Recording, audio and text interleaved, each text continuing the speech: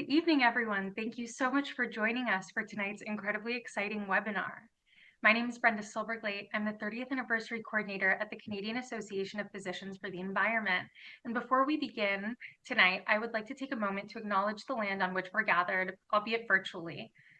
As an organization committed to promoting health and environmental stewardship, CAPE recognizes the importance of honoring the Indigenous communities who have been caretakers of these lands for thousands of years. We acknowledge the deep and enduring connection Indigenous peoples have with the land and the importance of acknowledging their rights and contributions. I'm speaking to you today from Vaughan, which is in the Greater Toronto Area and is situated on the territory and Treaty 13 lands of the Mississaugas of the Credit First Nation and the traditional territory of the Huron-Wendat and the Haudenosaunee. We honor and recognize these nations and their ancestors, past, present, and future, for their resilience and contributions to the stewardship of the land and the environment.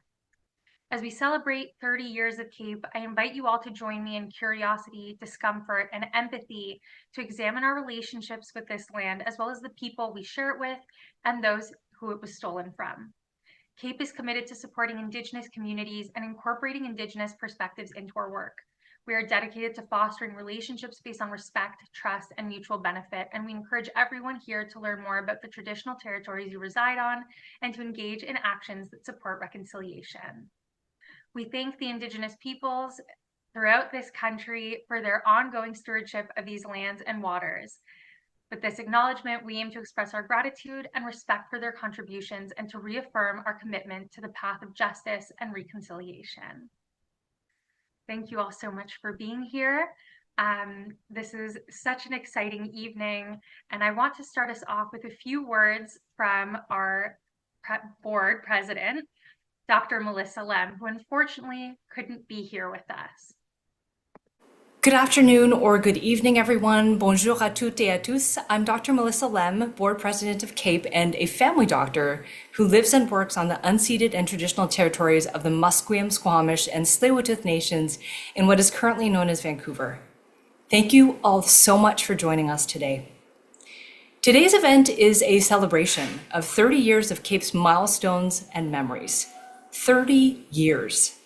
Little did I know back in grade school when my family was teasing me and calling me a tree hugger that I would eventually become board president of this incredible organization that punches above its weight and catalyzes positive change in public awareness and environmental health policy over and over again, nationally and internationally. Today, you're going to hear about the vision that inspired CAPE, our most significant milestones, and personal insights and stories from some of the key people from every era of CAPE's journey, some of the smartest and most dedicated and passionate advocates I've ever known.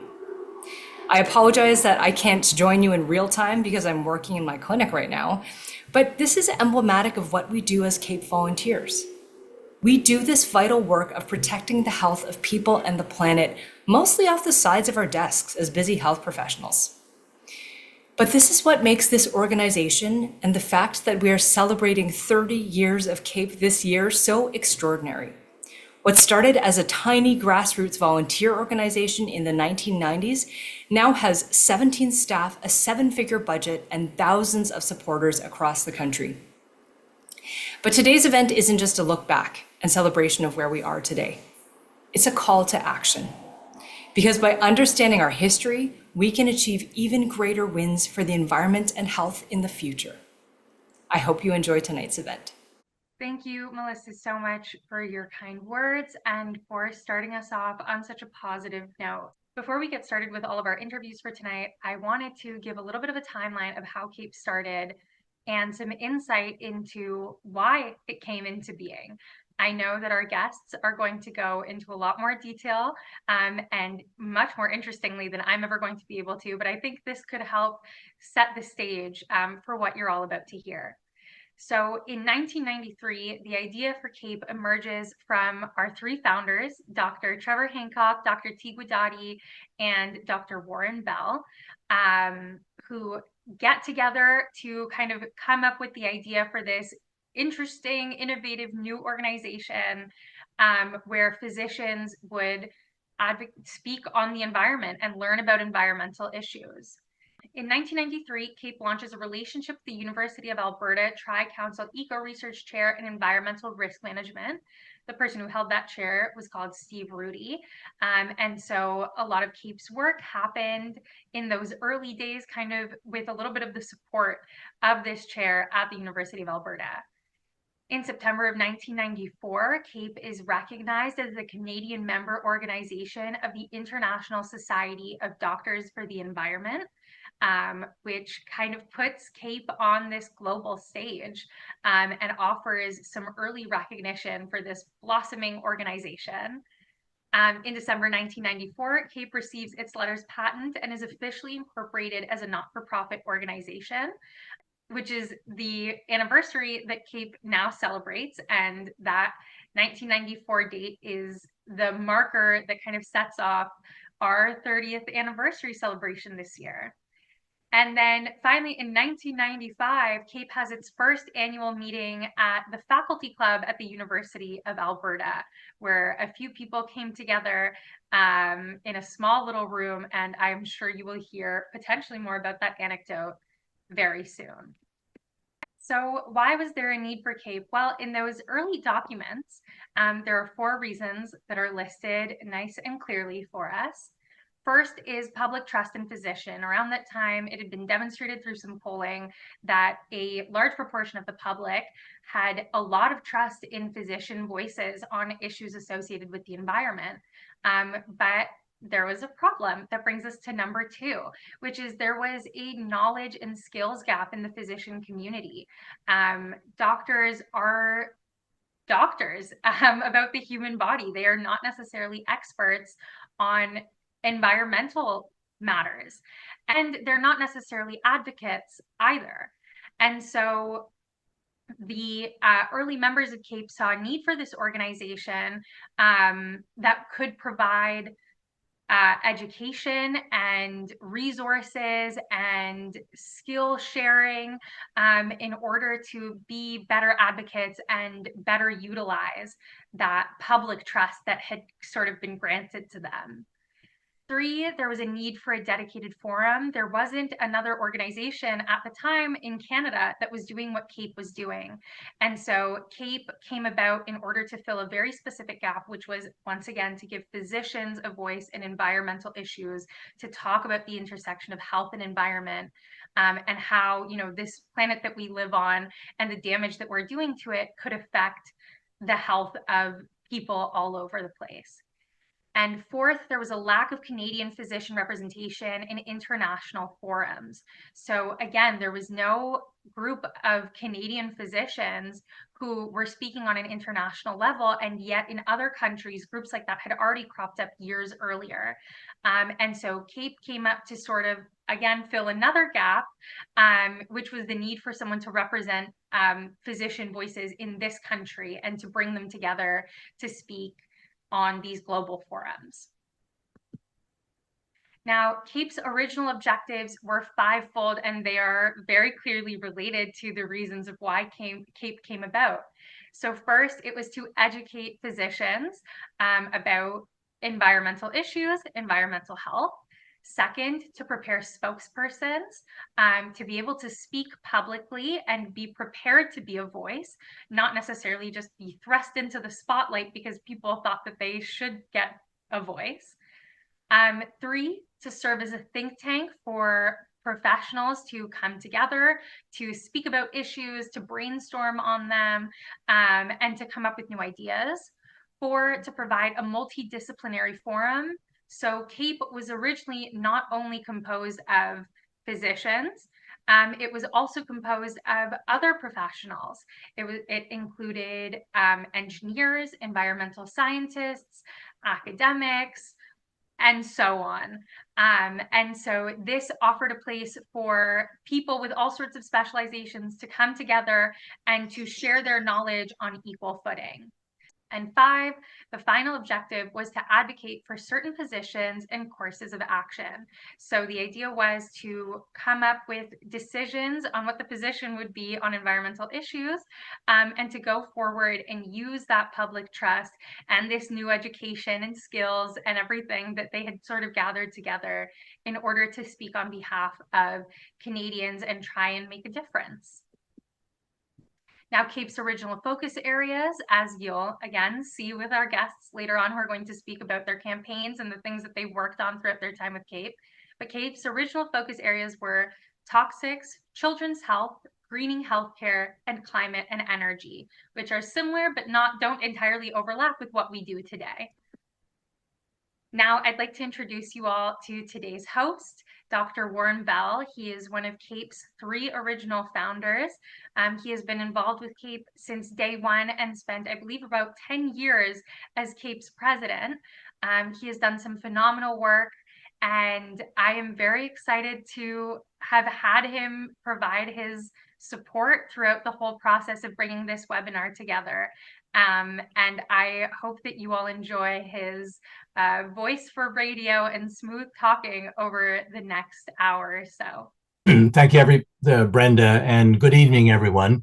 As Brenda said, I'm one of the 3 co-founders of CAPE, and for the first decade of CAPE's history, I was the president. That's what happens when you're a small organization that doesn't have lots of money. Somebody's got to do the job. Tonight, I have the pleasure of interviewing a series of persons who have played or are playing a significant role in the evolution of the Canadian Association of Physicians for the Environment. Now, advocacy groups are not always good at recording their own history. That's probably because they're just too busy advocating. And tonight, you're going to hear and see the organization through the eyes and words of 10 persons. You'll hear from the 2 founders, besides myself, of course, and also from others who, one way or another, have left their mark on the organization and on whom CAPE has undoubtedly left a mark as well. And some of them are still involved directly as part of CAPE's world. Now, before we begin the interviews, I should let you know that I'm speaking out of Secwepemc territory in British Columbia on land that was essentially stolen from the Secwepemc people. And I always tell in my land acknowledgement, we have to deal with this issue. It's an important one. If we don't deal with it, we're going to be in big trouble. But I also want to add that in addition to the people who are here tonight, there's a whole host of others who have been part of CAPE's 3 decades of advocacy. If we had more time, we could easily have them as part of tonight's event. So to them, to you, I say a heartfelt thanks for your meaningful efforts to help CAPE become the successful organization it is today. Now let's begin with our guests. Who better to start with than T. Guidotti, who played a pivotal role in spinning wool, but also in CAPE's evolution. T. Guidotti, at the time CAPE began, was a professor of occupational and environmental health at the University of Alberta, where he'd been for 15 years and was fully established. Afterwards, he moved on to the Department of Environmental and Occupational Medicine at George Washington University in the States. And now for nearly a decade, he's been a consultant in the field based out of Washington, D.C. Welcome, a very warm welcome, T, to you for this, for being present with us tonight. Now, you got CAPE off the ground because activism wasn't really that popular or present in the groves of academe. You hired a lawyer, Betty Ann Brownlee, and she did the legwork and created the federal nonprofit organization. Why do you think, in your opinion, activism really needed a voice? Well, I think that it's not a question of activism not being popular in academia. In fact, most professors have something that they're passionate about, that they teach and that they care about. But it's a question of how to express that in a public forum. Traditional medical societies and scientific societies in general see themselves as gatekeepers. They're basically concerned with invigilating data, and issues and so forth. And they're not very good at drawing inferences from the knowledge that we have. In order to advocate and say what needs to be done, you have to express an opinion. And that means you go outside your comfort zone, and that's what CAPE allowed us to do. It was it moved us from the role of vigilance to being able to articulate what we think was going on a broader scale. Yeah. The voice of medicine is loud. It has to be carefully vetted, but it also has to express our concerns and our about the direction we're headed, as well as the facts about health. Now, T, you and I and Trevor, after the steps had been put in motion to create the society, met in I was going to say a smoky bar in Ottawa, but it wasn't actually smoky. It was outdoors, and we kind of hit it off. And I know the details of that encounter were probably a bit murky, but what was your sense of that gathering, the three founders getting together and saying, yes, we all agree this is a good idea? Mm-hmm. I think that what struck me more than anything, even more than the fact that all three of us had in mind an organization and had actually taken tentative steps at that point to do something, it was that there was so much complementarity in what we saw and what we did. You brought a vision from a prior effort to organize that was sort of complete in itself about how physicians could be mobilized. Trevor brought, for lack of a better word, an ideology or a school of thought that informed what we were doing and gave it a broader sort of social context. And I brought the infrastructure and the skills and the management to get things like that off the ground, because I had done it before. So I think it was this complementarity that really struck me. So T, over the years, CAPE has endured. What's it been like for you as an observer, but a participant observer, to watch this progression and you might even say advancement of CAPE over the years? Well, it's been enormously frustrating. I'm on the one part that people haven't picked it up and replicated the model in other professions and other places, but it's been enormously satisfying to see CAPE itself thrive and to see what has been able to achieve in Canada. I think that I'm just profoundly grateful that I had a chance to be part of it. Now, you wrote a book called The Canadian Guide to Health and the Environment. Why don't you just quickly, there we are, a promo, free promo. What was the book intended to do? What were you embodying in that book?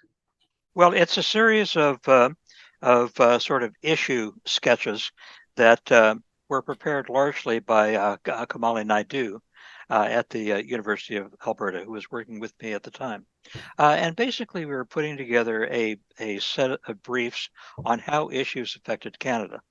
It was drawn from a series of issue papers that we had actually already started on before embarking on this project.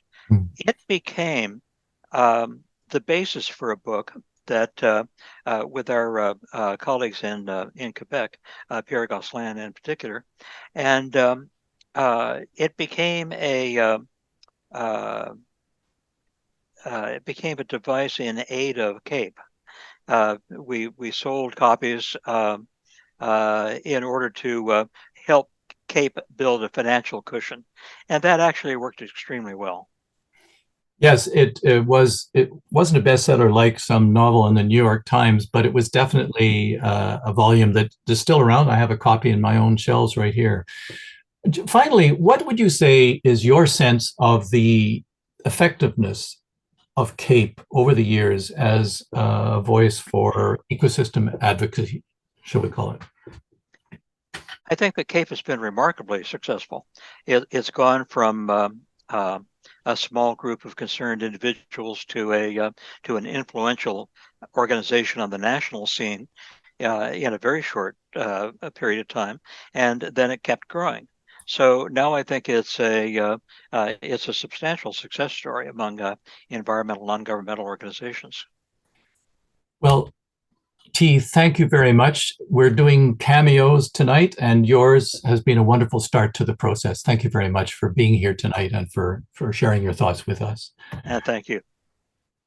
Now, our next speaker is somebody who plunged in and became our first unpaid, at the time, executive director. Kapil Khatter is a bilingual family physician, a core member and an early director with CAPE. And now, in the years since that time, 30 years ago, has gone on to become an active participant in healthcare issues, in food issues, government negotiations, and policy making. So, Kapil, delighted to have you here and to see your smiling face once again, which seems to, you seem to have the knack for always having a smiling face, which is a virtue that physicians don't always exercise. Now, when you joined CAPE, the organization had hardly any members, it had hardly any money. What was it that drew you to this nascent environmental organization of doctors? Thanks, Warren. Good to see you. Just want to apologize in advance that I'm in a car with two kids hotspotted to my phone, and it could drop any second. But the short answer is I wasn't drawn to it. I actually had no intention of doing this kind of work at all. But I had gone back to school to do a master's in environmental studies, mostly just do public policy stuff, not because I wanted to work in the environmental movement. And Trevor Hancock was one of my supervisors, and we used to meet once a week. And he told me about CAPE, this organization, and he had a board meeting this weekend. And I was like, that's nice, whatever. And then he, the next week we met up again, and he said, I was like, so how was the board meeting? He said, it was good. We put you on the board. I was like, what? It sounds like Trevor. Can you guys hear me? Because you're all frozen. Yeah, exactly. If anybody knows Trevor, they know that's Trevor. That's action first. So anyway, I don't know how many board meetings happened after that before I kind of thought, sadly, the sound we're a little kind of plateaued here, and we need to take it to the next level. And so that's what I decided to take on. What was it like being the executive director of a brand new organization, or relatively new, which couldn't afford to necessarily reimburse you? I don't know if we did. Did we actually reimburse you? I stumped him. Anyway, it was obviously not a huge entity. And when, of course, Gideon came along, and we're going to talk to Gideon Forman soon, that was a big change in the organization. But I want to know, you were drawn in by Trevor, but how did being part of CAPE affect you in terms of what you were doing and where you went? Yeah, sorry you can't hear me. Can everyone hear me now? Do I need to come back in? All right, good. Well, I mean, it was pretty consuming. So, I wasn't actually, it wasn't a sideline at that point. I was the doctoring became a sideline. The trying to finish my master's at the same time became a sideline. And I was, CAPE was mostly what I did for a little while, which is, probably why I could only do it for so long. And, it was just setting the stage really for a pro like Gideon to come in and take over. So. Did it alter your perspective to be part of I can't hear anything. Advocacy organization? Dear me, we are certainly having sound problems with. There we are. Yeah. I think, Kapil, we're going to have to end this little cameo. It's just the sound quality is taking off in all directions, and we can't seem to retrieve it properly. But thank you anyway for being with us today. And I know, because I was watching you be immersed in CAPE, that you really did put your heart and soul into being our unpaid executive director. Now, I'm going to introduce you to our first paid and profoundly influential executive director, Gideon Forman. Gideon is now working for the David Suzuki Foundation, been there for almost a decade, but he worked for us for over 11 years. And his arrival on the scene as a paid executive director had a dramatic effect on how the organization functioned. There was somebody answering the phone. There was somebody there when things were happening that needed to be responded to. He came to CAPE when he was actually vice president of Strategic Communications, Inc., which is also known by shorter firm Stratcom, which is an organization that had been doing fundraising and advocacy for the nonprofit sector. Gideon, it's delightful to have you with us tonight. Thank you for joining us. Likewise, Warren. The thing that really made a difference was you were there on scene and responding. So when anything came up, you were there to do the responding. Now, you'd had a lot of experience working with nonprofits already with Stratcom, and you were very involved in the pesticide bylaw process in Toronto. How did that serve you when you became part of the CAPE pool of talent, I suppose you might say? Thanks, Warren. First of all, can you hear me okay? I just want to make sure I'm coming through okay. Yes. So the first thing I should say is your introduction is very generous, but it was very much a collaborative effort, and it wasn't just myself who was I was one of a number of folks who were making CAPE's growth and expansion possible. But you asked me about the pesticide work, and that was quite exciting. Prior to coming to CAPE, I was quite active on trying to get a ban on lawn and garden pesticides in Toronto.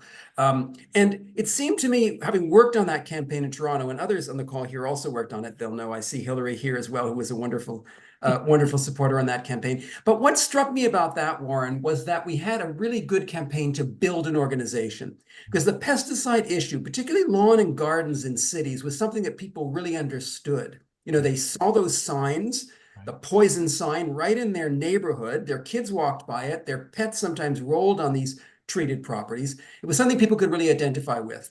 And after having worked on a pesticide ban in Toronto, I thought, what if we do this at a national level with CAPE to build the organization, to ban pesticides, and at the same time to grow our membership? And so that's one of the things that I learned from working in Toronto on that issue.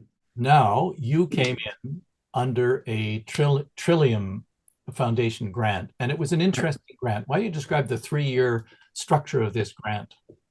Yeah, so we were fortunate enough to get, and also Kapil has credit because many of these pieces were put in place by Kapil, but we were fortunate enough to get money from the Ontario Trillium Foundation. That allowed us to do our work, but more specifically, Warren, it allowed us to grow the organization. They basically gave us money to build our membership. When I got to CAPE, I realized the first thing we need to do is to build the membership. We couldn't just continue to rely on grants. They eventually dry up. I wanted to develop a membership base. And what Trillium allowed us to do was to actually mail out a petition that we had created on pesticides, mail that petition to other organizations, members, other environmental organizations, whether it was David Suzuki or Environmental Defense or others, ask them to sign our petition and join our organization.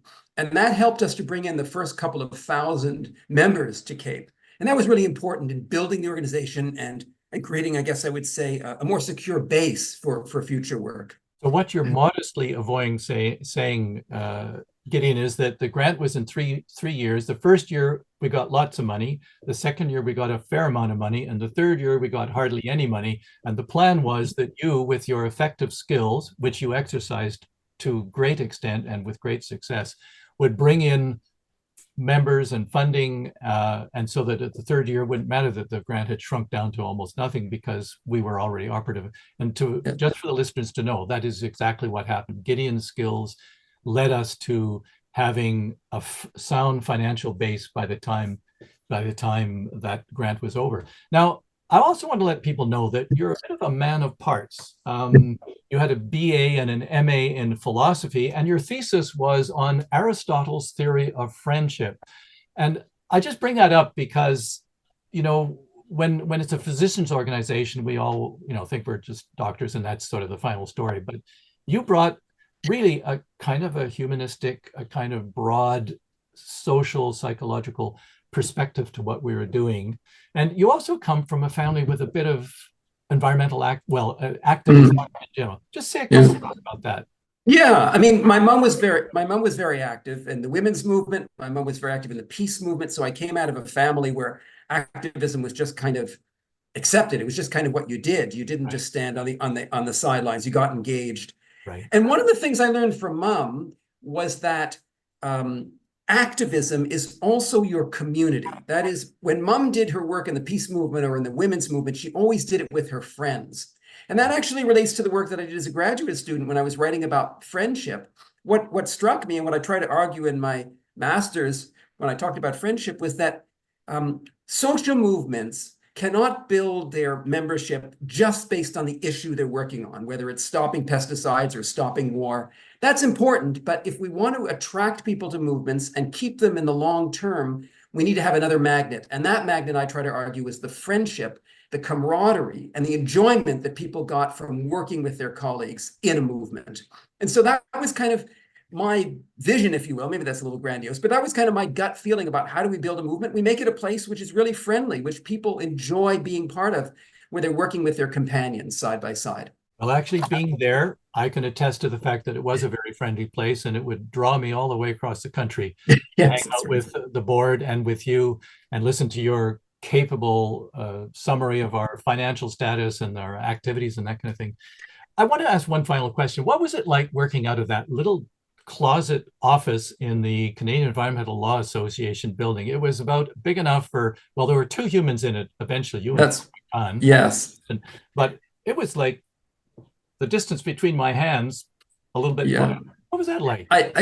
Correct me, Kapil, but I think it was 100 square feet. So it was very compact. We were certainly a lean organization. If I backed up too far in my seat, I hit my executive assistant's chair. So it was quite modest. But the good thing was that there was never a sense that we were wasting money or that we were extravagant in any way. And it was kind of a mom and pop shop. You know, I think sort of human scale. I'll give you one example. When people sent in donations and joined the organization, we sent them in those days a hard copy fundraising letter, and I signed each one personally, you know, to connect with our members. And if I knew them, I included a little note. Well, that was kind of the ethos in those early days. We were small, we were lean, and we tried to have a kind of human connection with folks. If any listeners are wondering how CAPE got off to such a good start, I think hearing Gideon describe the role he played and the way he played it in our early days will convince you that this was a major part of what worked for us very well. I want to thank you, Gideon, for being here tonight and for all the hard work you put in those. Pleasure. Very much a collaboration. Thank you, Warren. Thank you very much. Now we're going to move on to someone who was a board member early on with CAPE and particularly brought a special focus on the health of children.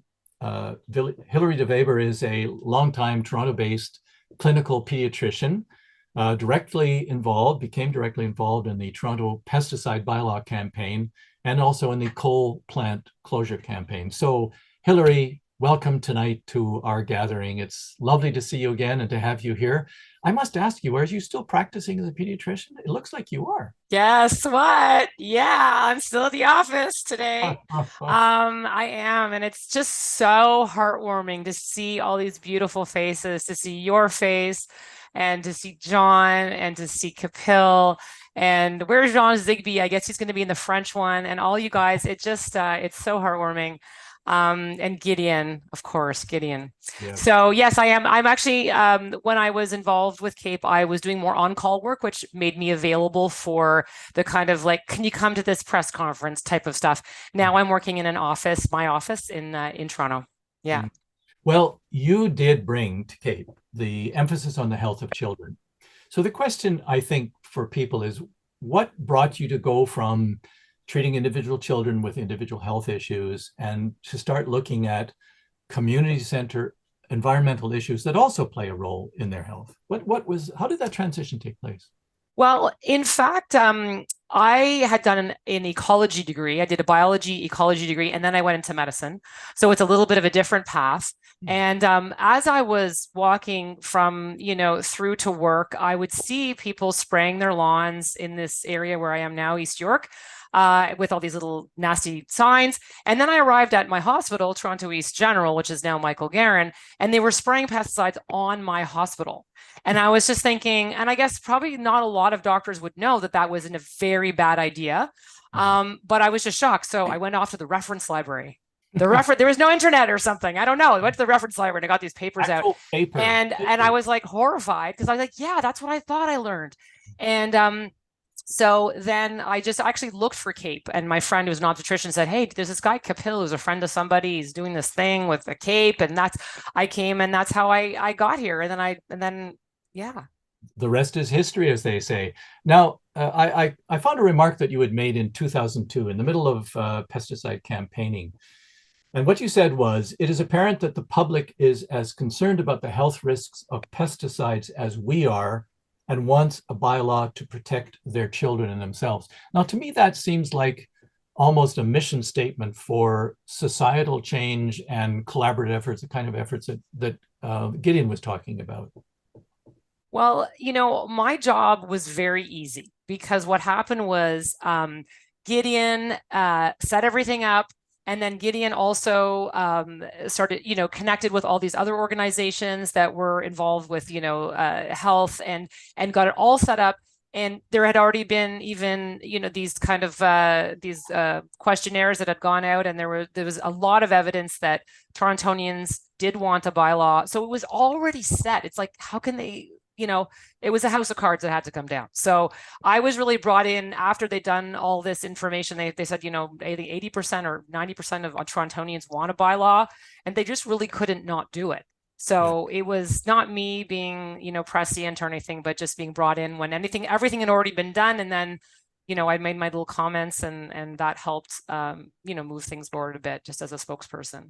I think listeners will note that the people who have been interviewed so far, and you'll hear that theme over and over again, none of us see ourselves as, the people who make the change happen. We're just there to try and help it along and give it a bit of a boost. And as physicians, of course, we are in a unique position and able to do that, which we're grateful for. You were also involved in the coal plant shutdown campaign. Why don't you talk about that for a little bit?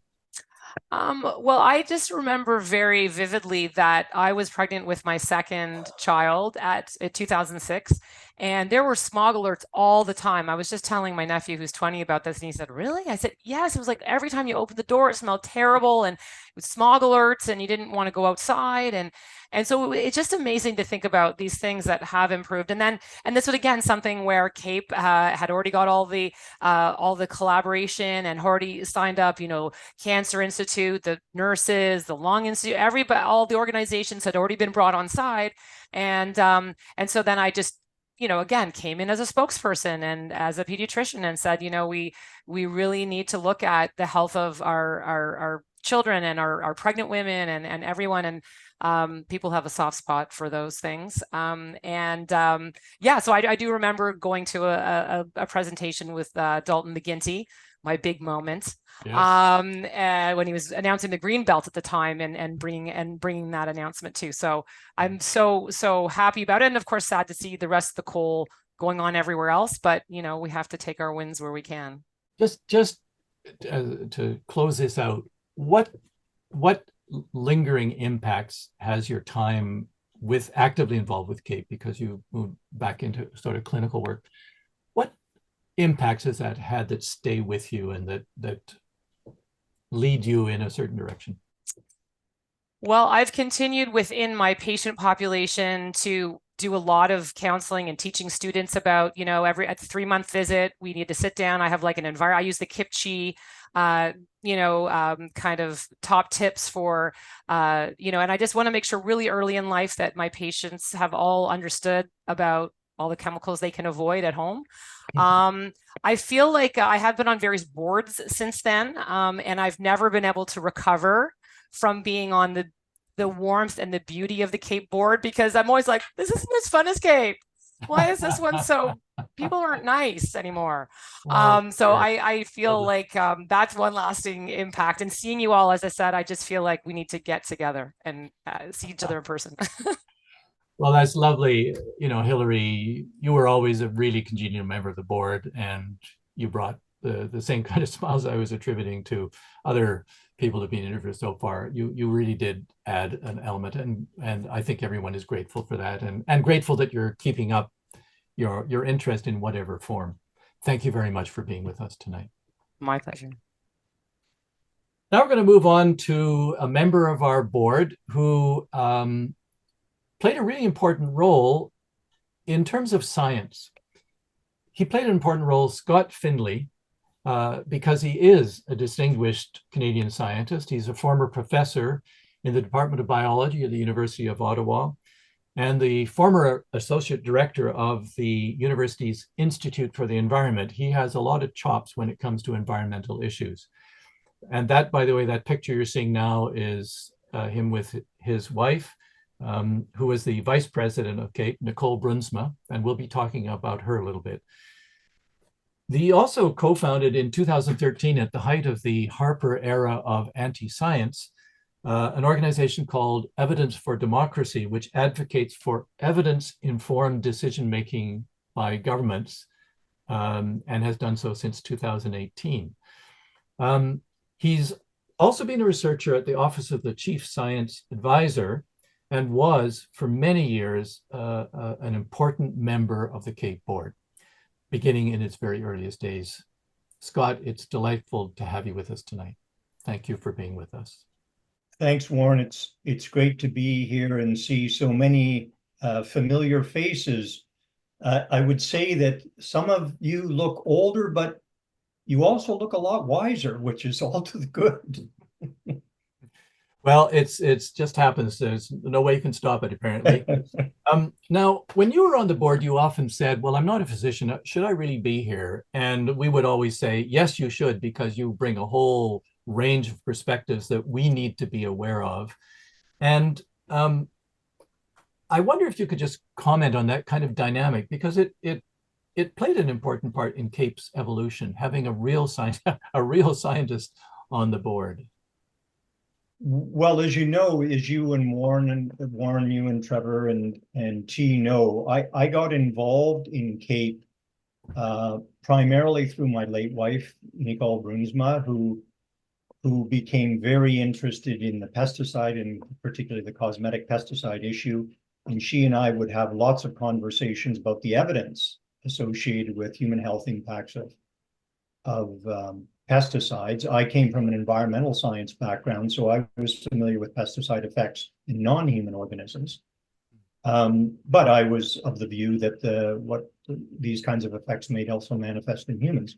So I saw my role in CAPE as really being a liaison between the medical community, those of the medical fraternity who were concerned about the environmental effects of various things on human health, and the research community concerned with environmental impacts on other parts of the ecosystem.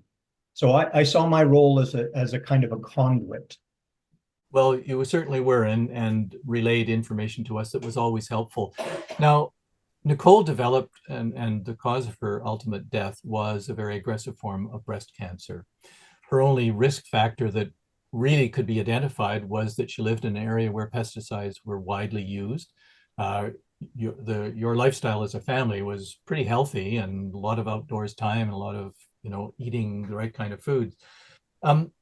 It was really challenging to have, I'm sure, your wife's illness be a sort of ongoing problem, and yet Nicole was always, as long as she had energy, she remained involved in what CAPE was doing. And in fact, there is an award through the College of Family Physicians in her name as a result of some very important contributions. What was that like? I mean, at a human level, having Nicole going through this pretty dramatic course and you looking for solutions while we were advocating for pesticide, abatement and termination. That's not an easy thing to chart. No, it wasn't easy, but I think it was salutary in many ways. I think that CAPE gave Nicole an opportunity and a vehicle for her to to pursue her inquiries and her advocacy on the pesticide issue. Right. And it made, frankly, Warren, it made a nice distraction from the kinds of things that many people are familiar with when you get treated for metastatic breast cancer. And for me, it was a way of helping her at another level of, I helped her as a husband, or I like to believe that I helped her as a husband through her disease. But I could also help her as a scientist and help the organization as a scientist. So it actually gave me a vehicle to assist her that I otherwise wouldn't have had. Yes, indeed. It's a complex but profoundly important kind of dichotomy and unity. Eventually, when things were getting rough in the scientific world, when Stephen Harper had a goal to eliminate all sorts of scientific data and remove it from decision making, and having had this experience being part of an advocacy organization and seeing the real life impacts of, or potential possible impacts of pesticides, you went on to be a leading voice in that death of science demonstration with the Grim Reaper and the coffin that was on the steps of Parliament in Ottawa, and then eventually led to Evidence for Democracy. Do you sense a kind of link between what was happening at CAPE and what you were doing and what Nicole was doing in CAPE with what led you to be so strong about this attempt to subvert scientific data and the power of scientific data to form policy? I would say that there was a connection, a link there, but not really at that level. Really, the impetus or the connection was in part through my activities with CAPE. I just became very concerned about what I saw as the flight from scientific evidence in decision making. And to go back to a point that T made right at the very beginning, as an academic, I had never been much of an advocate, but this was something that I felt that I could advocate very, very strongly for. Not necessarily on pesticides and pesticides ban, although you know that we worked on that here in Chelsea, but just for the appropriate and informed use of evidence in decision making. And so I saw this as a kind of an opportunity to develop a non-governmental organization that would advocate for that over a whole range of subjects, including, for example, environmental issues. Well, I can say, again, having been there, that your presence was always kind of a calming influence on us because it centered around using evidence wisely and with integrity. And you obviously continued doing that in other areas of your academic work and then advocacy outside CAPE. And I think everybody is grateful to have had your presence for many years on the board. And thank you very much for being with us here tonight. It was absolutely my pleasure, Juan. Thank you so much. Now we're moving on back to the medical profession and to another longtime member of CAPE and someone who was very active in the organization for several decades. John Howard is a longtime pediatric gastroenterologist from London, Ontario. Retired in 2015, and before that was a board member with CAPE and also the chair of the CAPE board. John, welcome very much to our gathering tonight. It's lovely to see you. Oh, it's great to be here. So many good friends.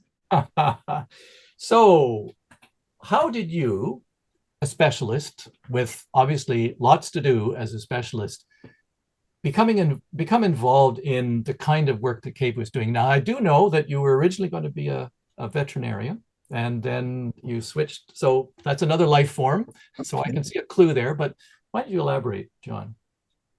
Well, actually, I was going to say I probably had an epiphany, and I was actually thinking today, it was February the 6th, 1999. And before that, I was a gas-guzzling, pesticide-using awful person.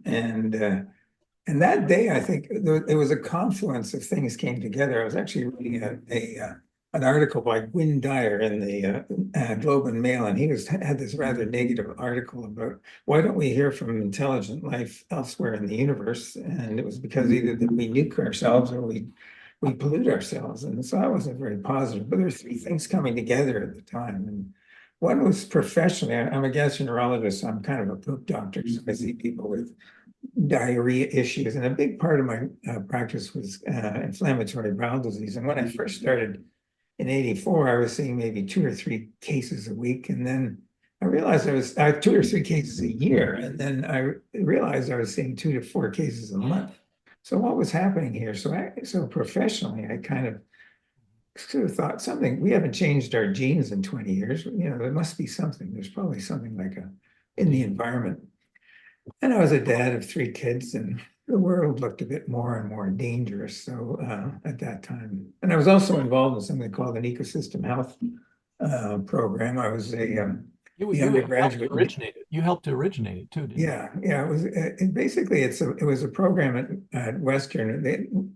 We pioneered something called the patient-centered curriculum, but I was asked to change the curriculum into the patient-centered curriculum. But also, I felt that an ecosystem health curriculum, we designed that, and to actually try to create, not just disease fixers, but responsible, citizens, responsible medical students. And so we created, because of the political situation, the economic situation, the social situation, the environmental situation has such a big effect on our health.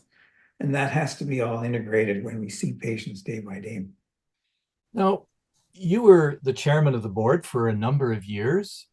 What was it like overseeing this rabble of doctors and trying to direct traffic, as it were, when we're thinking about issues, and we would have an annual meeting and you would shape things or try to shape things? Or yeah, my academic background was in change. It was in institutional change, about trying to bring about change. And so when I came to CAPE, it was the most exciting group of very, very keen people. And I think there were as many projects as there were people around the table.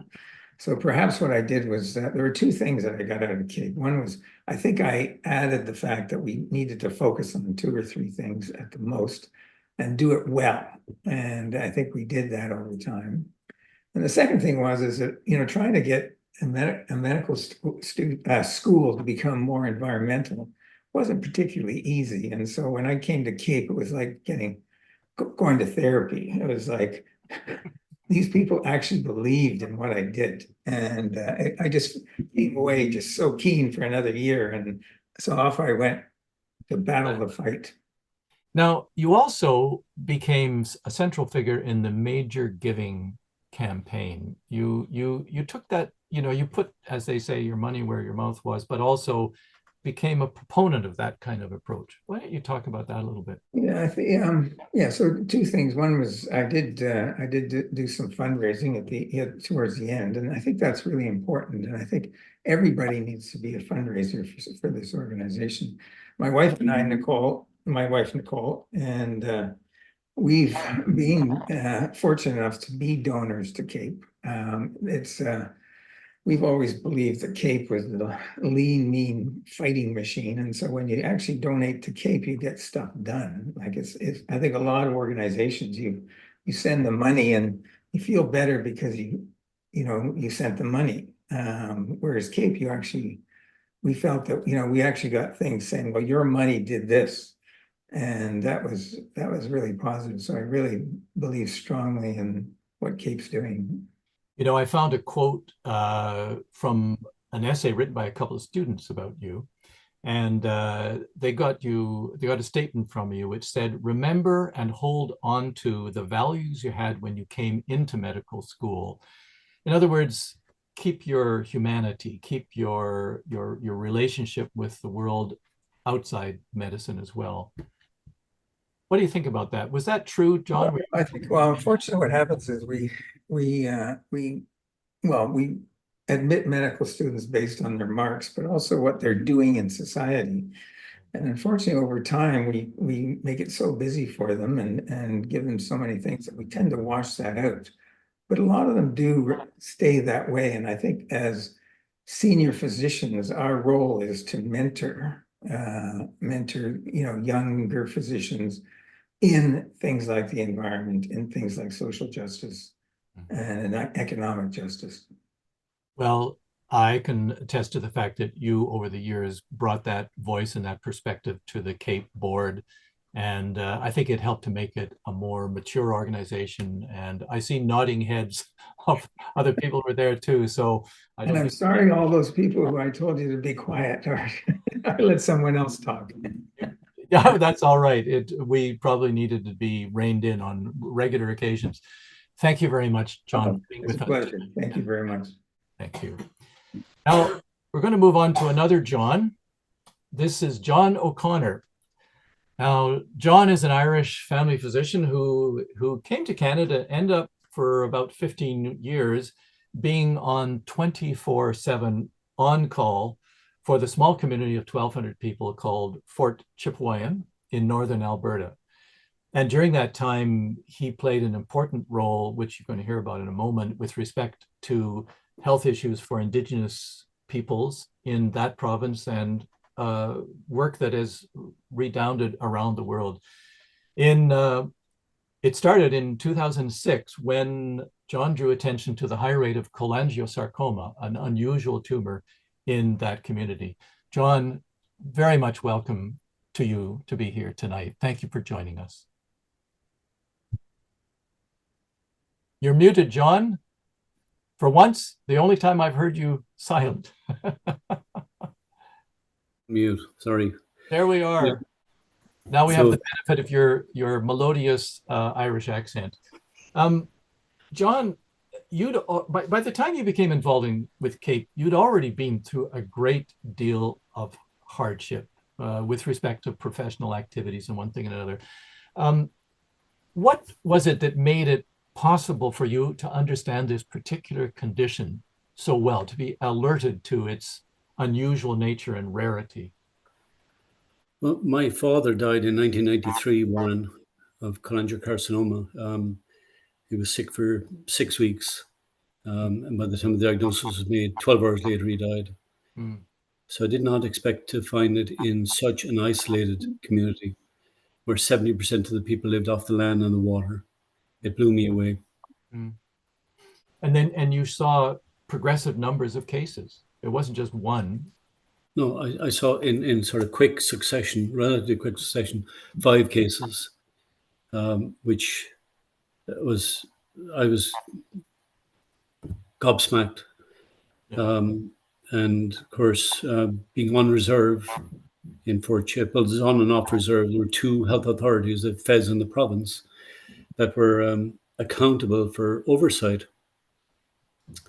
And to my surprise then, in retrospect, not too surprising, I was met with the 5 Ds: denial, distraction, deflection, deception, and a total disowning of the issue.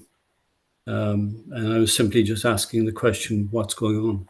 And the feds and the provincial governments collectively threw obstacles in your way to proceeding with investigations or with even disclosing or researching this condition.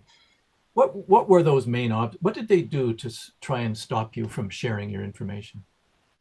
Well, again, to my surprise then, I got a large package in the mail from the CPSA here in Edmonton with a series of complaints, chiefly among them raising undue alarm in Fort Chip. CPSA, what does that stand for, John? The College of Physicians and Surgeons of Alberta. Okay. Which was an obvious attempt to shut me down when I was still in the process of trying to figure out what was going on and why. I mean, when you look at causes of cancer, it wasn't just cholangiocarcinoma. There was a plethora of autoimmune diseases, a lot of rheumatoid arthritis, lupus, thyroid disease, inflammatory bowel disease. And in such a small traditional population that didn't have the issues, the lifestyle issues that Fort Mac had, an hour slight south. Just trying to figure out what was going on and expecting that I would have, collegiality and support from people that were in a position to, respond. It was like a kick in the face. Yeah. And what was the response from Indigenous communities and people that you were working with? 1,000% support. I had at one point the community of Fort Chip saying we will all charter planes and fly to Edmonton and appear at the office of the College of Physicians and Surgeons to say you're not raising undue alarm. We are alarmed because you're doing nothing. Yeah. It was powerful. Well, yes, and it was a powerful situation. It was inherently powerful. The biological facts and the social facts of it were powerful. Now, you told me at one point that you had a certain fellow feeling with Indigenous colonized folk in Canada. Tell me where that come from, because I remember I was interested and surprised, and then I thought, of course, why did you understand colonizing so well? I guess coming from the first colony of the Brits, Ireland, where we were brought up with the tales of atrocities and, the Great Famine in Ireland, which was like 100 and something years before, has still left scars back then. And, coming from a background of, not being well off, we were very, not a well-to-do family. It was a sort of a natural sort of, it's a breeding ground, but gave me an appreciation for what I experienced when I came to Canada. I mean, I've always worked rurally, Warren, in Nova Scotia before coming out to Alberta, but coming to Alberta and being invited to the 5 First Nations to provide healthcare was awesome for me. But then the truth, which the Truth and Reconciliation process will eventually reveal in its entirety, was shocking. Yes, indeed. And I think has been changing for many people, and I hope it's changing consciousness everywhere. John, thinking about CAPE, what connection with CAPE done for you, with you, to you? What's it been like to know about an organization that is pretty much on site? Warren, for me to link up with CAPE was like swimming the Atlantic and reaching shore with my hand and pulling myself or being pulled aboard, and just it's a big organization. It feels very small. It feels very comfortable, a haven, like-minded people, like-hearted people, just incredible support, and I found my home. Well, this is what people do when somebody says something like that, so I'm just going to do it at the old heart. John, your presence among us has been such an exemplar of what CAPE is all about and what we as a group have tried to accomplish. I couldn't say add anything to what you said. I think everybody listening to you will say thank you for your warmth. I must say one thing. I feel very out of place here among such just awesome people. But I'm happy to have sort of snuck in the back door. Well, thank you. I refuse to accept your opinion because nobody here believes it. We think that you have been such an important like a human figure of what it means to try and advocate for protecting people's health by dealing with these horrible environmental catastrophes that we've created. I'm afraid we're all going to refuse your denial of your qualifications and replace them with our heartfelt thanks for what you've done and also for being with us tonight. We're very grateful to you for being here. Thank you. Thank you so much, Warren. Thank you. Thank you, John. Next, we're going to hear from somebody who has been a part of CAPE ever since a fateful meeting at the Calgary Family Medicine Forum. And Courtney Howard is an emergency room physician who lives and works in Yellowknife in the Northwest Territories. And she's also a recent past president of CAPE. And she's also wormed her way into the board of the Canadian Medical Association, which is an interesting conjunction because our role and that of the Canadian Medical Association, it would be nice if they come closer together. And I think Courtney has played a role in making that happen. She recently added to her feathers in her cap by completing a master's degree in public policy at Oxford University. So I'm delighted to welcome Courtney to our gathering tonight. Courtney, lovely to see you again. Thanks, and what an honor to go after John. John was one of the reasons I started doing this. So don't you ever underestimate your impact, Dr. O'Connor. Well, that's something that we'll have to train John out of with years and years of reconditioning. Now, the fateful meeting was when you came up to the booth that CAPE had in that Family Medicine Forum. What year was it anyway? Do you remember? I've just been looking at that. I think it was 2009. Yeah. And it was Tonya Troughton who walked me over. I had just been doing a locum in Inuvik, actually, and I read a book on the oil sands on my way up there. I was a recent grad, and I feel like my camera needs cleaning. I read a book on the oil sands and climate change on my way up to Inuvik. It was the middle of the winter. You don't go to Inuvik in the middle of the winter without a book. And I got it at the Edmonton airport, just in a flurry running from my plane. And I had never learned about climate change at medical school, but I was taught how to read a graph, and the graphs were very concerning. And so I got off the plane and I did a lit review. And it was right after The Lancet had just come out with its first commission on climate change and health, which said that climate change is the biggest health threat of the 21st century. And as it happens, as part of writing my book, I'm interviewing the lead author from that commission first thing tomorrow morning to talk about what a massive impact that paper has had, because at the time it wasn't in any of our curricula. And I thought that the one thing I knew at that point in my life was that this was the biggest health emergency I thought I knew how to treat health emergencies. That was the only thing I thought I knew. And it turned out we missed the biggest one. So I was basically going around to everybody saying, did you know that climate change is the biggest health threat of the 21st century? And I happened to say it to Konya in the Family Medicine Forum exhibition hall. And she said, you need to meet my friend Warren. And she walked me right over to the CAPE table. Well, there you are. And you said, I'm going to do this. And you did. And in fact, you've done it so well that you were the president of CAPE, the first woman president of the Canadian Association of Physicians for the Environment. Just why don't you comment on that? What's it like to be in that role, to be a woman in that role? Just what's it like? Well, this has been, so that was starting almost 15 years ago now. And I've actually just rotated off the Canadian Medical Association board about 2 weeks ago after 6 years there. And so both of those board positions happened at a time where a focus started to become very much on diversity, equity, and inclusion. And that matters.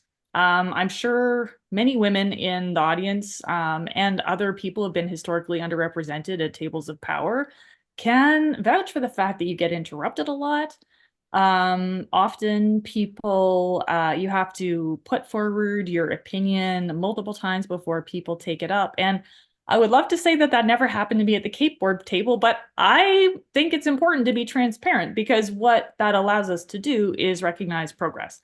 So when I joined the board of CAPE, I think Hilary was the only other woman on the board. Am I right?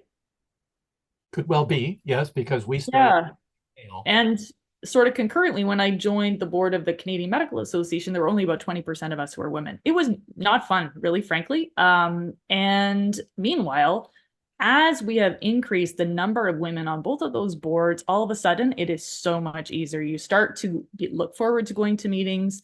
You see that other people pick up your ideas. And honestly, I think that the more diversity we bring to our boards, the more lived experience contributes to our ideas, to our progress. And by the time I left CAPE, I mean, I couldn't have been happier to have Melissa Lem come in as our first woman of color to be president. To have Ogisto there as a Indigenous representative. And I really think that just adds to the richness and to the incredible work of CAPE. And this has just been a part of what's happened really across society over that period of time. So in case anybody thinks that these obstacles held Courtney back, I'm going to just give you some short snappers, Courtney, to talk about some of the things you've been directly involved in and maybe just a brief word about what each of them has meant. For example, you've been to Conference of the Parties meetings. What would you say, just your assessment, no interruptions, your assessment of what they do or don't do in 25 words or less?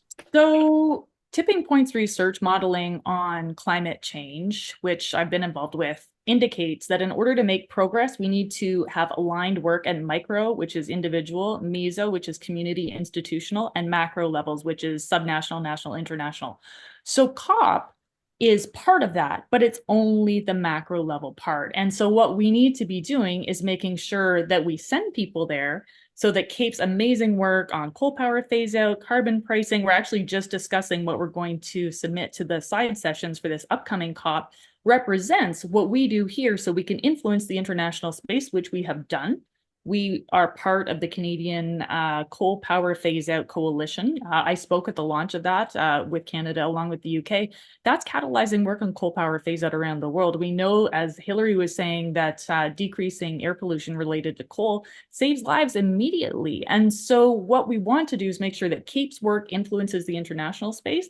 The international space then helps to catalyze work at the national level, and we start to create waves of positive inspiration that really accelerate the work and create momentum. Now, there's work everywhere all the time for everything that you need to get. What was it like running for the Green Party? And almost, you know, you were a hair's breadth away from winning the head of the Green Party office. What was that like as an advocate dwelling in a sort of formal political environment? I was lucky to talk to Jane Philpott before I ran, and I asked her, how did you do that work as a politician and then transition back? And what she told me, which was amazing advice, was I thought like a clinician, I spoke like a clinician, like a physician the entire time. And she said, as long as you do that, it will be okay. And it was. So as long as you're speaking from an evidence-based perspective in an ethics-aligned manner, I really think actually that work in the political arena, given that that's how we decide how we allocate our joint money, how we make the rules of the game, is critical. I view that as a humanitarian mission. I did a mission with Doctors Without Borders at a certain time in my life when it worked. I believe that more of us should enter the political arena and do the work of humanitarianism there. When we think about decolonizing global health, when we think about decolonizing planetary health, that means we have to take responsibility for what we do here in Canada. It's the only way we can do it. And so I think it's tempting to be like, I'm going to remain entirely clean of any kind of influence and stay out of the political arena. But that just cedes that space and those very important tables of power to people who may not have interests that are aligned with what is good for people and planet. So really, I learned a ton. It was a growth experience. It's why I went to Oxford. I realized I needed to do more reading about economics, and so I did. And I think that when you expose learning issues, you expose places where you can stand to gain extra experience. You know, doing debates in French was a whole new thing, and I'm taking French lessons now in recognition of that. I think it's always a growth experience. And, you know, I thank everyone for their support. CAPE was wonderful. And I really hope that more CAPE members and supporters do participate in politics, because I believe it's the limiting factor in our response in terms of generating a healthy future for everyone. Thank you. Look, there's a couple of other things, and I'm just going to mention them, and because we're going to move on. But you've also been very involved with the Lancet Journal and a whole range of initiatives there reflecting on climate and environmental issues, and also with the Planetary Health Alliance, which is now based out of Johns Hopkins. You've also played a role in shaping some of the discussions there. So I want you, not that I need to tell you this because you know it already, but for everybody else to know that you're being a woman and being involved with all these situations where there has been a male dominance factor going on. I don't think it's cut any ice with you. I think it's just something you've cleverly brushed aside as you've moved on through this process. And I thank you very much for your work with CAPE, but also for sharing your thoughts with us tonight, Courtney. Thank you. Thanks. Well, certainly, I think, you know, you look at the board now, and we've lived through a change in time, and we know that women leaders are more likely to support environmental issues. They're more likely to support health. So that's a healthy change, and CAPE's leading the way, and I'm proud of it. Thank you so much. So we're going to move on now to the other founder of CAPE, and that's Trevor Hancock, who I got to know before CAPE was formed because of the way he was talking about social marketing and changing people's minds using marketing techniques that actually have an influence on people's behavior, but are not advertising products, they're advertising ideas and concepts and behaviors. Trevor has been a long and vigorous proponent of public health measures and community measures, and in particular, he was one of the co-founders of the Green Party back when its subtitle was The Small Party, which is related to E.F. Schumacher's book, Small is Beautiful. And he was the first leader when they first were part of the election process. He was also a prime mover behind a discussion paper on ecological determinants of health, as well as being a co-founder in the 1980s of the World Health Organization's Healthy Cities Initiative. He's now a former professor at UVic in the School of Public Health and Social Policy, and also a regular columnist for the Times Colonist newspaper. I'm calling it a newspaper, but newspapers, they're not papers and they do bring news, in Victoria, BC. Trevor, it's great to have you with us today. Well, it's great to be here, Warren, and now I'm remembering what it was I did in the 1990s. And oh, were you okay? Well, you don't remember. We'll prompt you. So when you first were involved with CAPE and CAPE started up, you were at that time an independent health consultant. Why? Because you're one of the three sort of participants in that beginning process. Why did you think it was a good idea to have a group like CAPE? Well, I think first of all, I'm pretty certain it was you who said at one point that we were a bunch of environmentalists who just happened to be doctors. Yes. And in many ways, Kate, many ways that have been my whole career.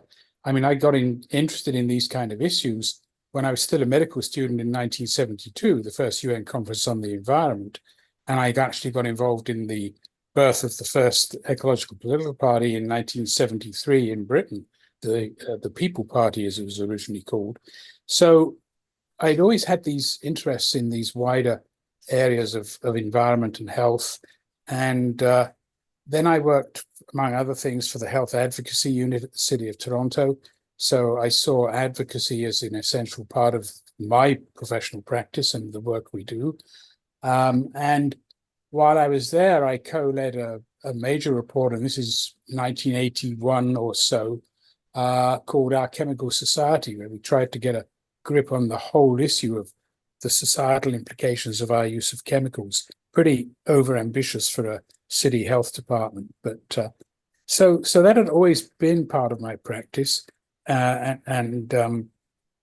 so I just felt that we needed an organization because we needed physicians and healthcare professionals generally to understand the massive environmental impact that we were all facing, but B, that environmentalists needed us.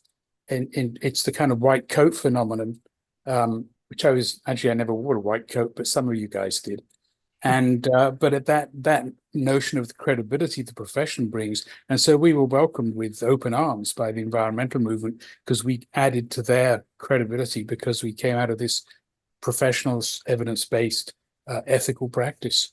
Yes, it's true, and it's been one of the key features of CAPE's work over the decades.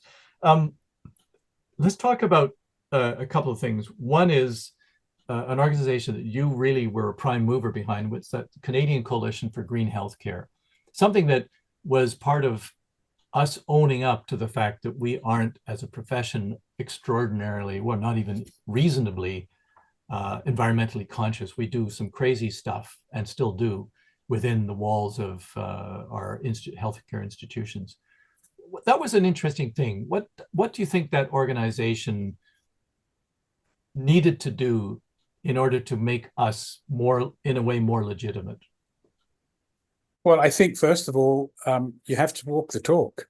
So the notion that we could be out there telling the world how to behave environmentally and politically and socially. Meanwhile, there was a stat at one point I remember that was quite motivating, that the largest point sources of dioxin and furan were hospital waste incinerators, which was shocking. But also I came out of it because, as you mentioned, the Healthy Cities work. Healthy Cities was sort of the first part of a movement called Healthy Settings. And so we talked about healthy schools and healthy cities and healthy jails even, but healthy hospitals. So there was a whole movement around healthy hospitals. And that got me interested in what is a healthy hospital and what does that mean and how do you get one? And quite clearly the environment and its impact on the environment was a big piece of that. And at the same time, I had become aware of healthcare without harm in the US. And so I was interested in whether we could create something similar in Canada. And Pollution Probe in Toronto, I think it was Pollution Probe, or maybe the Toronto Environmental Alliance, several different groups were sort of coming together to talk about the health impacts of medical waste incineration and as was mentioned earlier, pesticide spraying in hospitals and stuff like that.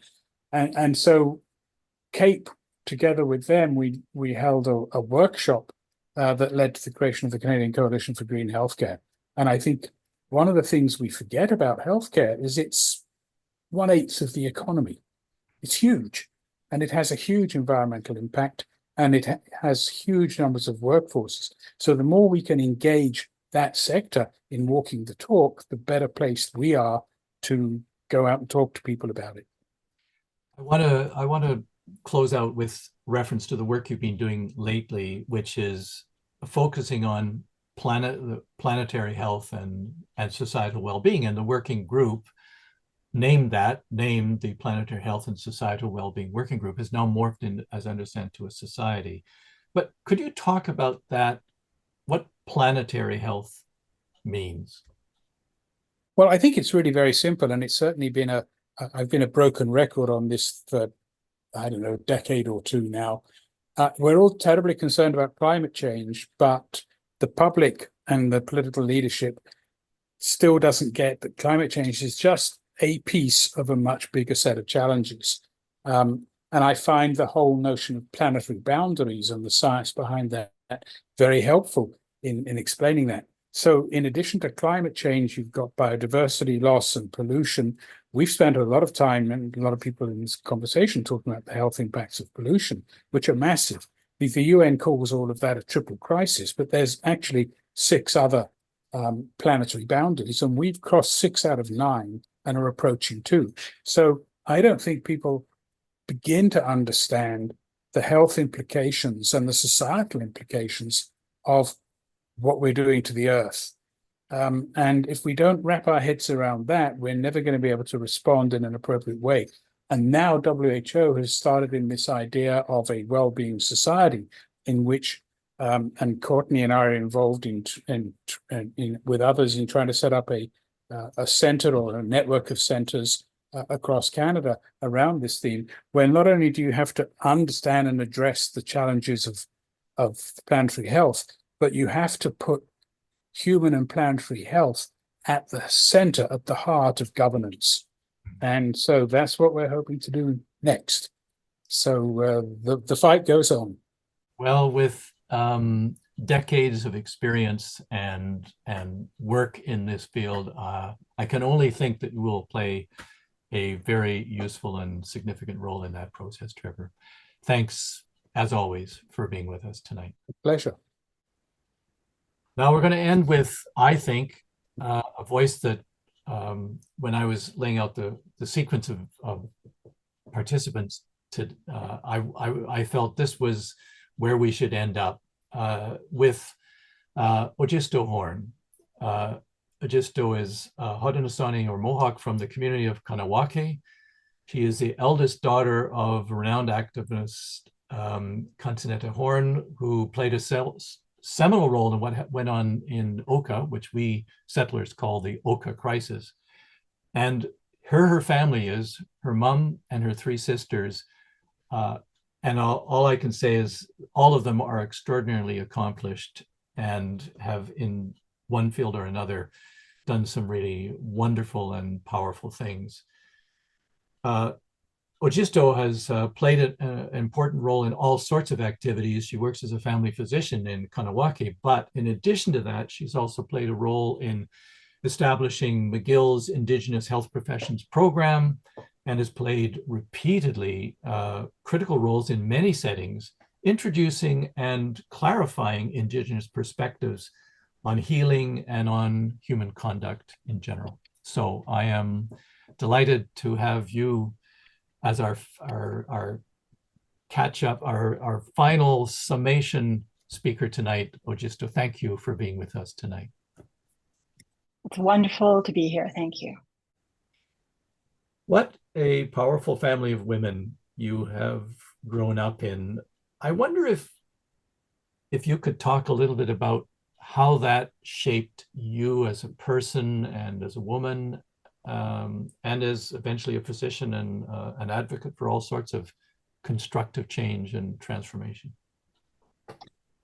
Thank you. So whenever I do a presentation, I'm always acknowledging my real disclosures and who I really am accountable to. And that would include all of the ancestors that I'm always thinking about. I come from a long line of healers, people who knew the plant medicines, who were spiritual people, people who knew traditional medicines, bone setter, midwifery. And so I'm the first physician. However, we had a lot of healers, and my family is, we're all doing our own thing in our own way because we come from this huge fabric of humanity, and we all have our gifts. We come into this world with our gifts. And if we're given the space to learn those gifts, we can all do incredible things if we work together. In that, bringing that perspective, what drew you in or brought you into involvement with CAPE? So I worked for the first 7 years of my work in Kahnawake, and I did a lot of hospitalization and ER and delivered a lot of babies. And then I left and went to Akwesasne, where my father is from. So my mother's from Kahnawake, my father's from Akwesasne. Akwesasne is a jurisdictionally very complicated community. We are right smack on the border of the Ontario, Quebec, as well as Canada, the United States border. So we have all these jurisdictions that go right through our community. And so working as a physician there has been very complicated. But what's also complicated is the mishmash and the accumulation of all of the pollution that's happened, because in our area we also have this incredible dam that was built in the 50s, which provides a lot of hydroelectricity to the upper New York State as well as Ontario. And unfortunately, because of that, it's attracted a whole lot of industry to the area. And so our community was surrounded by 6 different industries, which were Alcoa Aluminum, General Motors, Reynolds Aluminum, DuPont Pulp. We've just temporarily lost Ojisto, which is very unkind. Environmental concerns until like the late 70s, when you started to have the EPA. And so all this pollution went into the environment, including PCBs. And my auntie, who is a midwife, Auntie Gudgie Cook, she instigated this huge study on our reserve to talk about the effects of. Am I still on? Yeah. Yes. You can still hear me? Okay. Yeah.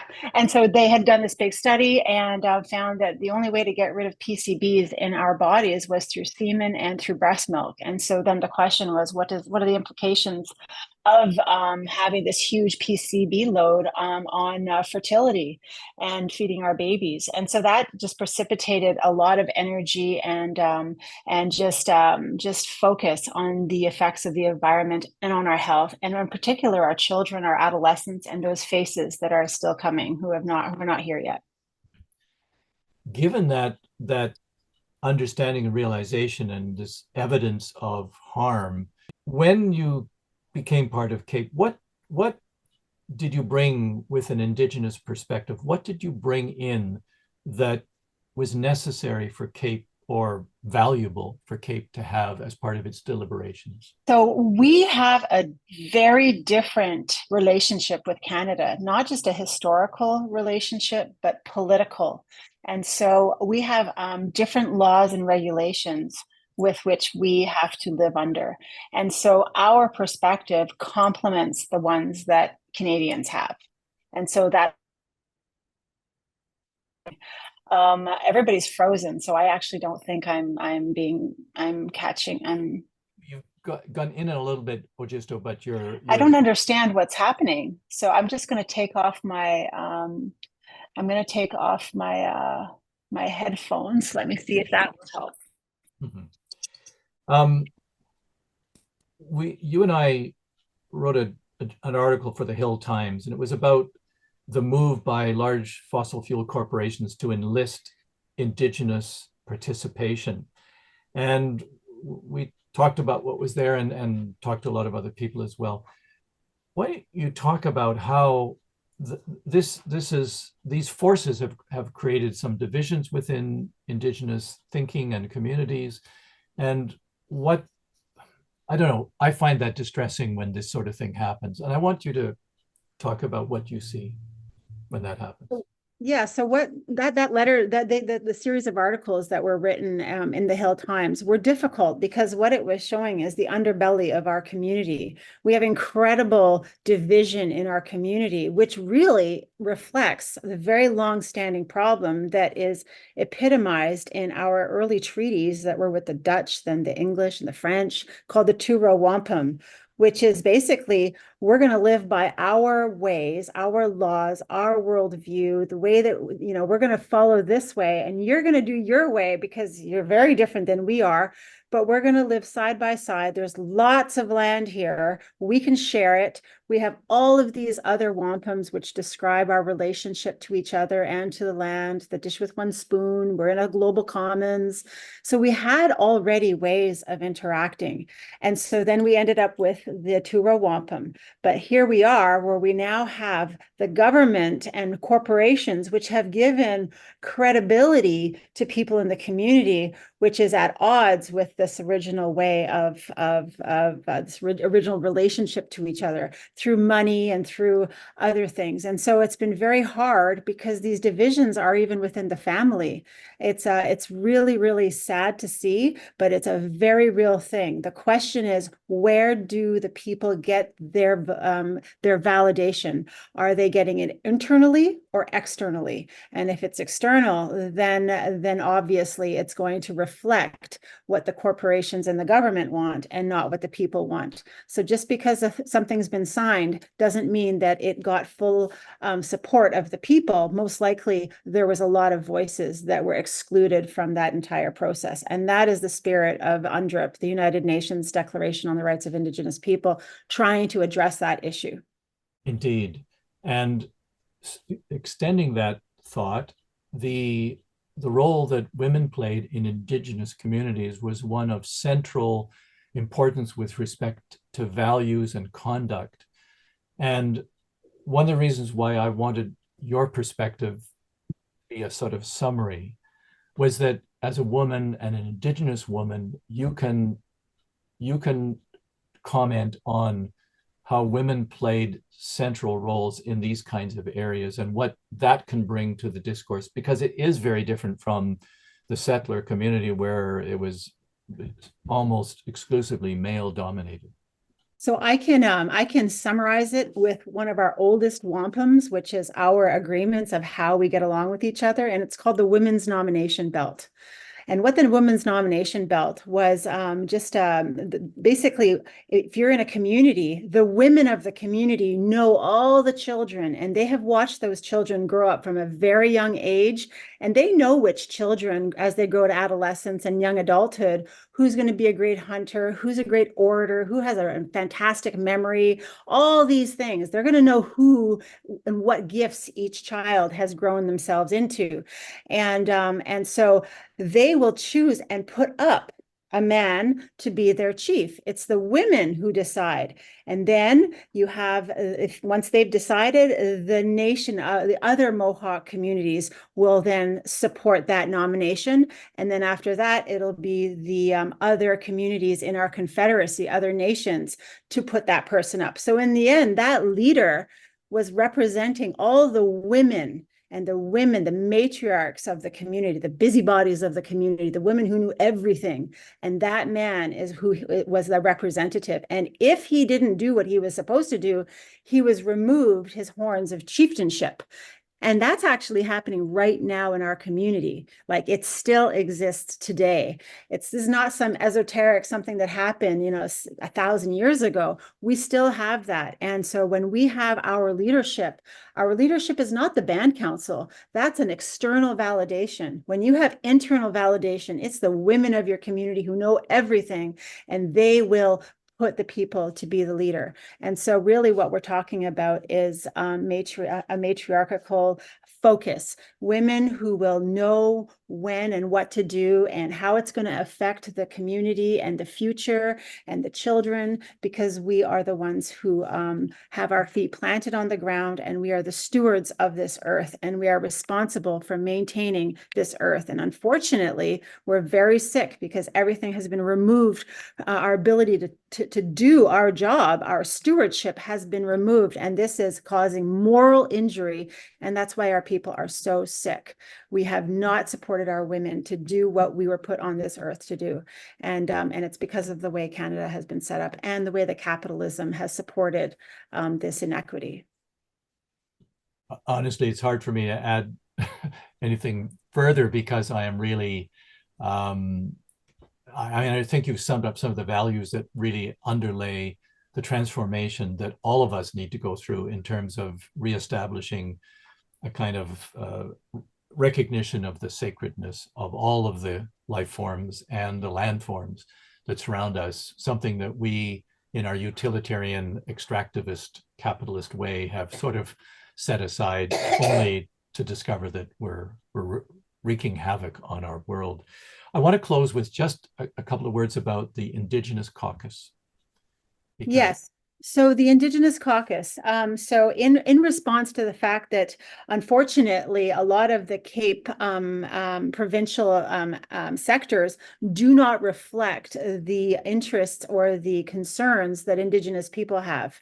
And because we have fundamentally a different relationship with Canada in terms of laws and regulations and the Indian Act and the Lands Act. And so we, like what John was saying, we have communities that have severe anecdotal reports of very ill people because of the environment. And so what we want to do is create a space for those communities to come and meet together. And that would be Indigenous people, their communities, and doctors, not necessarily Indigenous doctors, but doctors who represent that voice, like Dr. O'Connor, would be at this place to provide a space to talk and to come up with best practices and to figure out what is going on and figure out how we best approach, mitigating, the recent bills C226 and S5 that have just come through regarding racism and the right to a healthy environment. So we need to add the Indigenous voice, and the Indigenous Caucus is one way that we can do that through CAPE. Ojisto, thank you. I can't thank you enough. I'm so glad you're on the board. I'm so glad that you and the words that you're speaking and the values that they embody are starting to permeate all of society's levels, whether indigenous or non-indigenous, because they are much more closely aligned with what the planet needs than many of the things that have been done for centuries in a way. Thank you very much for being on. Thanks. Thank you. Now I'm going to hand it back to Brenda Silberglate, who has been patiently waiting. My little timing system made a big noise after the first interviewee, and then it collapsed, and so we've gone a bit over time, and we thought it might happen, but now I'm going to be quiet and let Brenda carry on with the final parts of what we're doing. Thank you so much, Warren. And I just want to say thank you to every single one of our speakers. I know that we're about 10 minutes over time, so I do release you all officially from your duties to be here, but I do appreciate anyone who does stick around for the last couple minutes to see the last messages.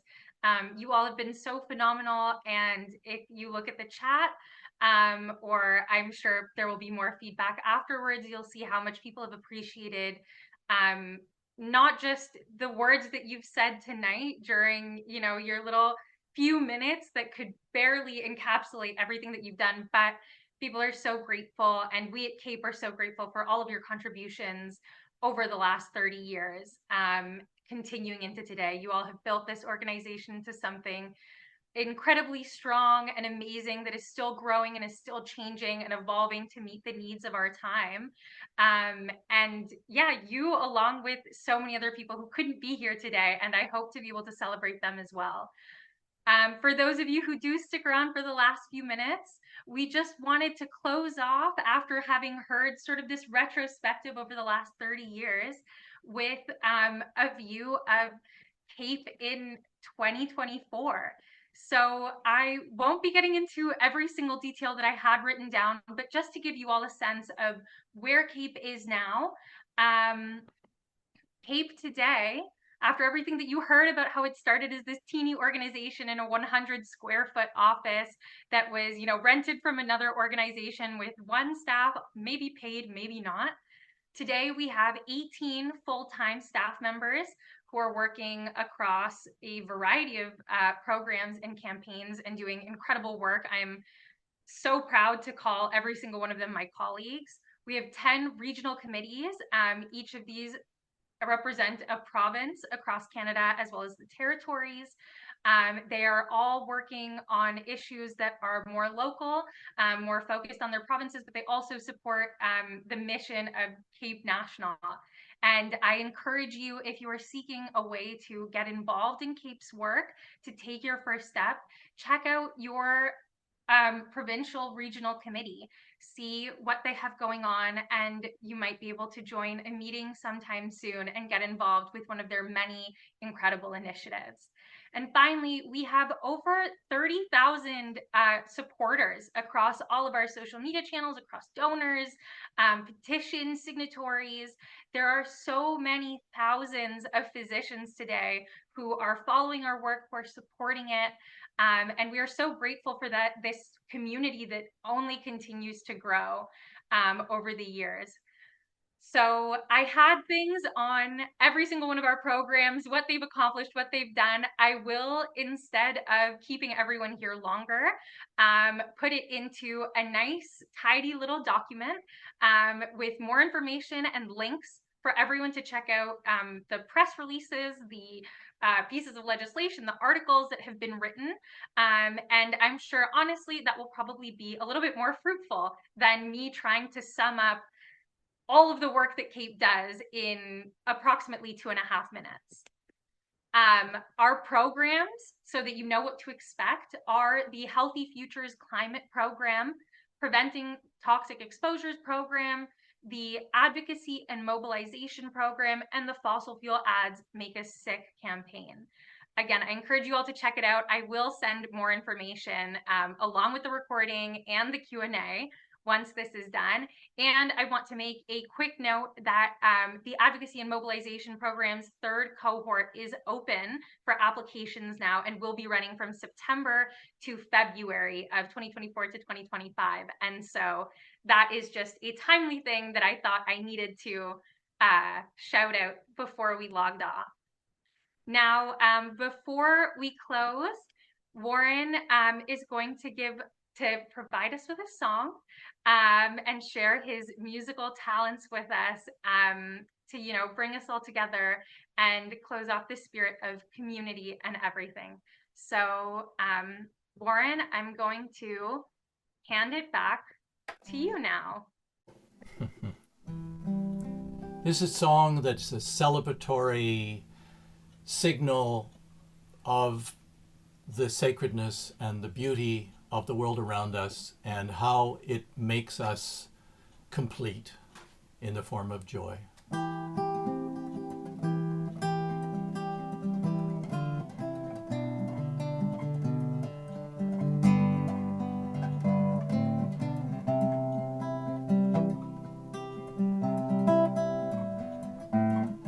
Joy, joy to the morning. Sing, holy bird. Joy, joy at the dawning.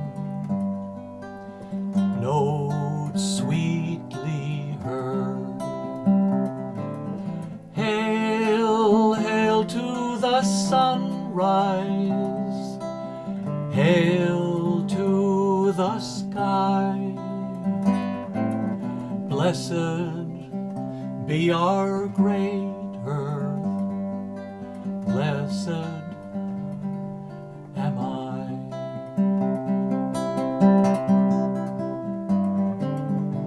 Joy, joy to the evening. Shine, setting sun. Joy, joy to the twilight. Day's work is done. Hail, hail to the moonrise. Hail, starry sky. At peace be our great world. At peace am I.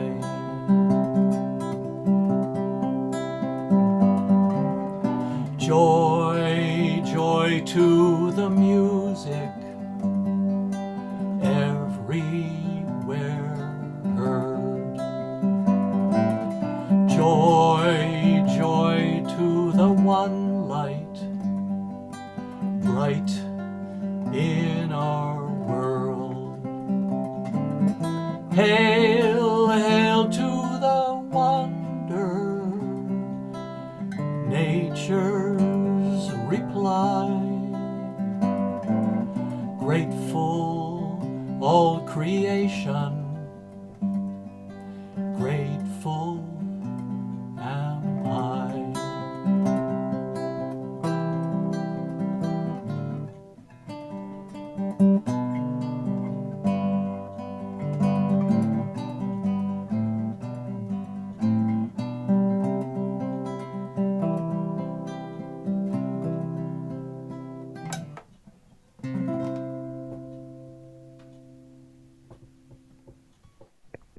Here we are. Thank you so much, Warren. That was just as beautiful as your preview promised in our individual little Zoom calls that we did about this webinar. I think that was a beautiful way to end off this whole conversation and gathering, really. Last thing before we go is I want to ask that if you see value in these last 30 years of CAPE's work and you want to support us in achieving another 30 years of amazing work, that you consider supporting us through a contribution to our 30th anniversary campaign's fundraising goal.